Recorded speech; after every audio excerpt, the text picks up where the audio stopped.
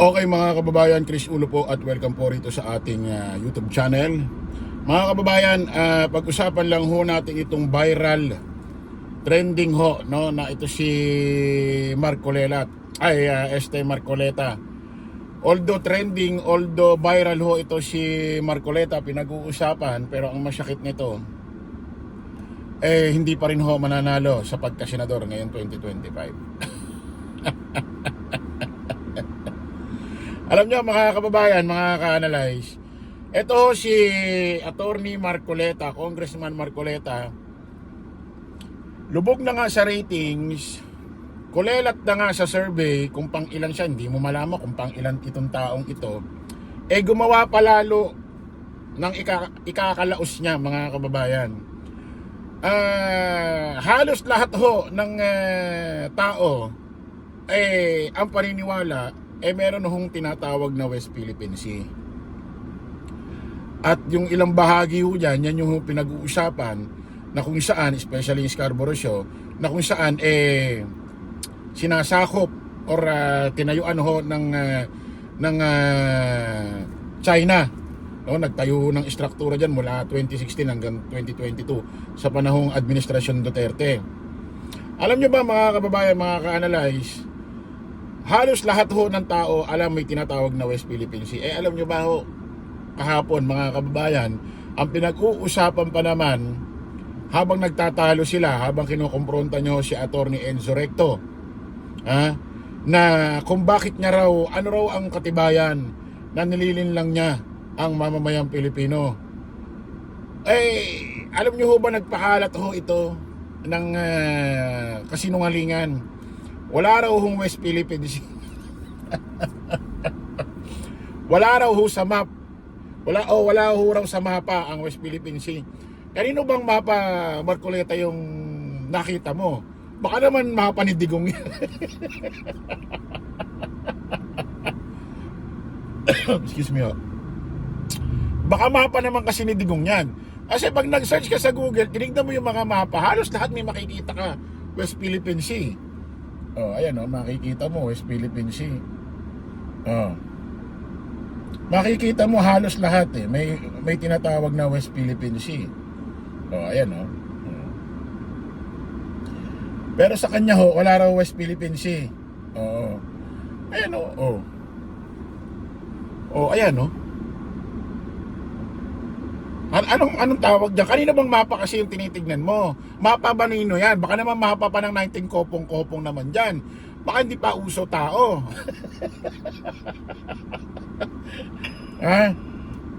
Pakinggan nyo ho mga kababayan. Mukhang eto si Attorney Marcoleta, utak Digong na. Mukhang sinasapian na ho ni Digong. Mukhang sinasapian na rin ho ni Xi Jinping. Pakinggan ho natin yung sinasabi niya, mga kababayan, mga ka-analyze. Congressman Marcoleta, Director, kasi sinabi mo kanina, we must empower our people.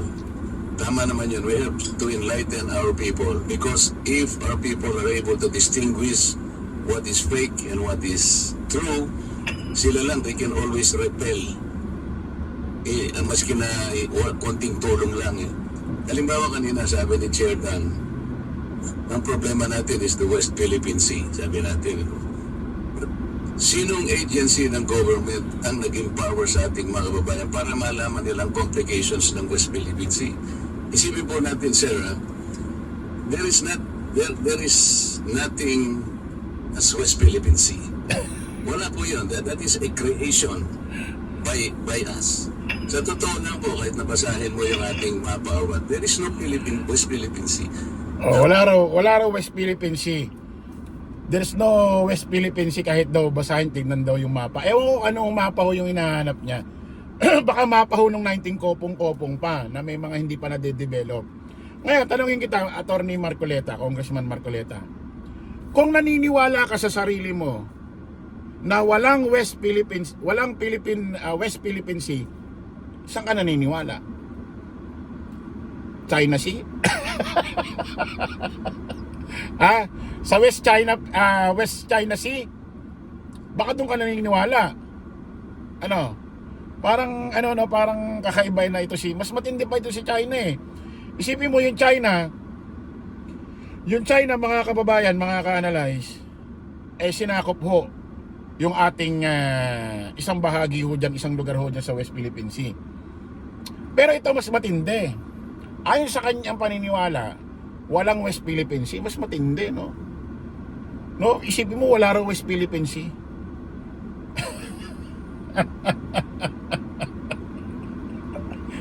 Isipin mo, bata pa ako naririnig ko ng West Philippine Sea, pero sa kanya wala raw West Philippine Sea.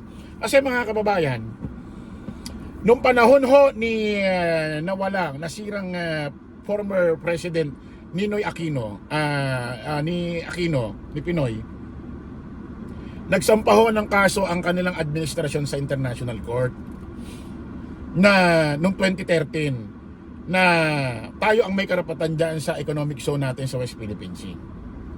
Ngayon, ibinabaho yung hatol na yan 2016 ng June or July. Ilang linggo pa lang ho nakakaupo si Digong, bagong presidente ng Republika ng Pilipinas. So ibig sabihin, yung desisyon ibinabaho sa pamumuno ho ni Digong. Na ang sabi ng korte sa ng International Court, tayo ang may karapatan sa West Philippine Sea sa ating economic zone, hindi ang China. Ngayon, imbis na isampal ni Digong kay Xi Jinping yan para hindi magtuloy-tuloy ang kanilang istruktura, sinuportahan pa ni Digong si Xi Jinping. Ang sabi ni Digong, kapirasong papel lang daw yan. Ngayon siguro kaya lumakas lalo ang loob ni Xi Jinping ng China, yung Prime Minister. Ang sabi, hindi raw nila kikilalanin yung kasulatan na yan. Lalong lumakas ang loob kasi sinuportahan pa ni Digong kapirasong papel lang yan So mula 2016 hanggang 2022, nakapagtayo ang China dyan ng napakaluwag ng kanilang istruktura na walang pumipigil. Kaya ang laki ho ng pananagutan ng administrasyon Duterte. Ngayon kung sasabihin mo, Marcoleta, walang West Philippine Sea, ano nga yan? Ano nga yan? West China Sea? Para bang ang dating wala namang West Philippine Sea. So wala talaga tayong karapatan diyan. Parang ganoon yung dating no. Hindi ko alam kung ano nangyari rito kay Hindi ko alam kung ano nangyari rito kay Marcoleta. Isipin mo, abogado ka. Sinasabi na nga na International Court, tayo ang may karapatan diyan sa West Philippine Sea, diyan sa ating economic zone. Ano pa pinaglalaban mo? Ano pa pinaglalaban mo, Marcoleta? Anong nangyari sa iyo, no? Nilamon ka na ng sistema. Nilamon na ho ng sistema ito si Marcoleta. Mukhang sinapian na ho ni Digong. Mukhang sinapian na ho ni Xi Jinping. Nakakaawa naman itong taong ito, malamang ito sa kanyang mga sinasabi, mababa na nga ang rating sa senatorial slate. Hindi ko alam kung pang ilan ito sa senatorial slate, malamang napakababa niyan. Gumawa pa ng ikakalubog niya. Good luck sa'yo, galingan mo tumakbo, Marcoleta. Isipin mo wala raw West Philippine Sea. Parang napakasakit. Isipin mo pinaglalaban natin yung ating karapatan dyan. Ultimo si Pangulong Bongbong tumitindig na hindi tayo papadaig dyan, hindi matatapos ang ating pinaglalaban dyan sa West Philippine Sea. Ito naman mas matindi. Wala raw West Philippine Sea kahit tignan pa raw sa mapa. Hindi mo malaman kung anong mapa yung tinutukoy niya, kung panahon pa ni Magellan, panahon pa ni o siguro baka gawa ni Digong, baka gawa ni Xi Jinping yung mapa nakita nito. Pero pag tinitingnan mo sa mga Google, may mga mapa dyan sa Google, makikita mo West Philippine Sea. Baka na may tinitingnan mong mapa, Attorney Marcoleta, Congressman, baka mga panahon pa ni, baka panahon pa ng mga lumang tao yun, baka panahon pa ng mga lumang tao to. Attorney Marcoleta, naku, lalo kang matatalo niyan, Marcoleta, sa mga pinagsasabi mo. Medyo medyo ingat-ingat ka sa mga sinasabi mo. Oo, too much talk Alam mo, too much talk is bad, Marcoleta. Isipin mo, nakakagulat, no? Sa tinagal-tagal ko nabubuhay sa mundo, Ngayon ko lang narinig sa isang tao, abogado pa, congressman, wala raw West Philippine Sea. Ha? Walang West Philippine. Maraming salamat mga kababayan. Kita-kita ulit tayo mamaya. Bye-bye.